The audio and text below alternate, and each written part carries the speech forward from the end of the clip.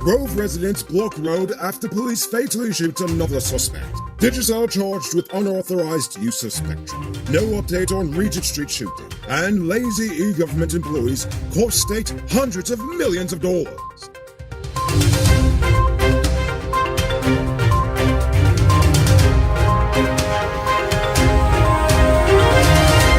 I am the Rico Bulford, and welcome to tonight's edition of Uncut News. Protests flared up on the East Bank today after the police fatally shot 34-year-old Kevin Andrews early this morning. According to the cops, the officers only shot after they were fired upon.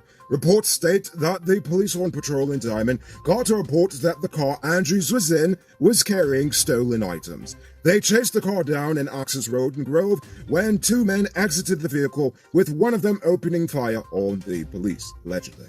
The police ranks returned fire, according to the statement, hitting Kevin Andrews while the other man, who has not been identified, fled the scene.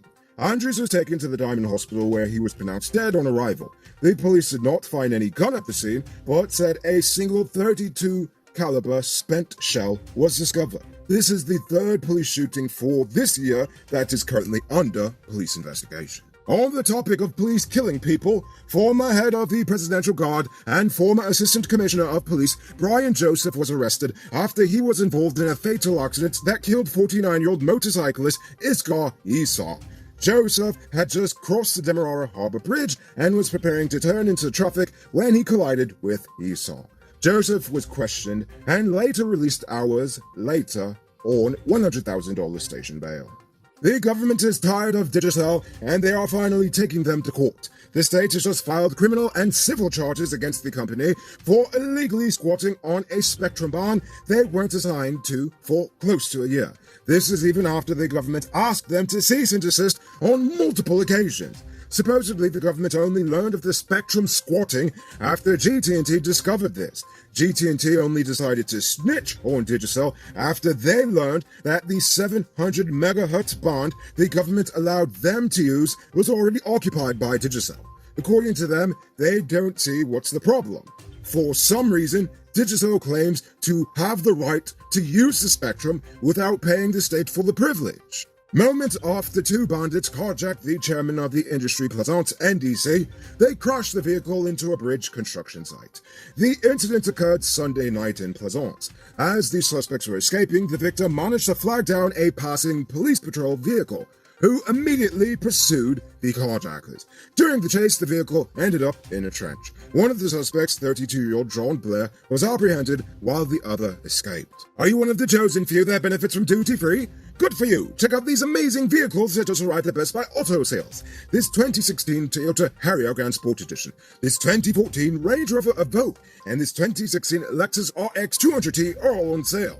They are all fully loaded and come with all modern features. Call or WhatsApp 662-0844 for more info, or visit their showrooms at Lot 171 Peterborough Street, Queenstown, or Lot 2 Lamar Street, and tell them Rico sent you to get in on a sweet deal. It seems like all the residents in Rose Hall seem to believe that their mayor, Dave Boodoo, must have a very punchable face, as he has just been assaulted for the second time in a month. According to police, they arrested a 53-year-old field officer attached to Garwu yesterday for allegedly assaulting Mayor Boodoo.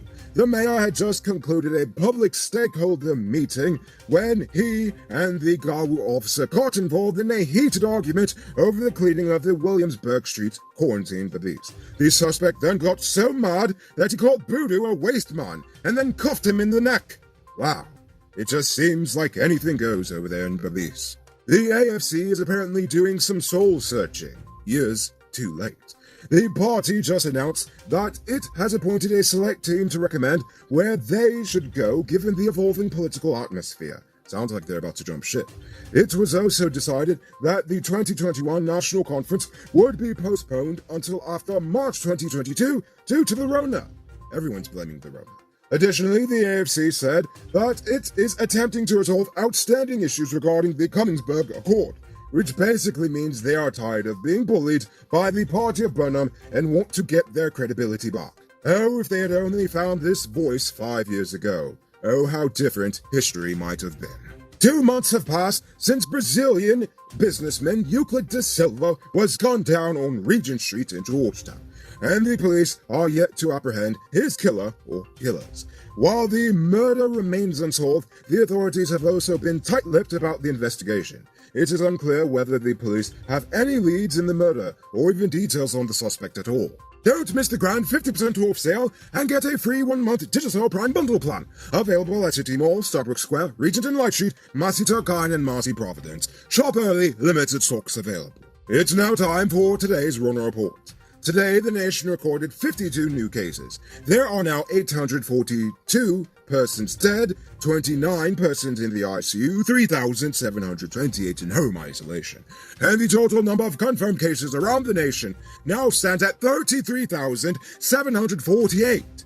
So please, people, wash your hands frequently. Avoid touching your nose and mouth and mask up before you leave the house. When you do leave home, try to avoid enclosed spaces and large crowds, and remember to give 6 feet of space between you and others. As it relates to vaccinations, overall 367,645, or 71.7% of adults, have received their first dose, while 223,787, or 43.5%, are fully vaccinated. As it relates to vaccination in children, 25,787, or 35.4%, have received their first dose, and 15,196, or 20.8%, are fully vaccinated.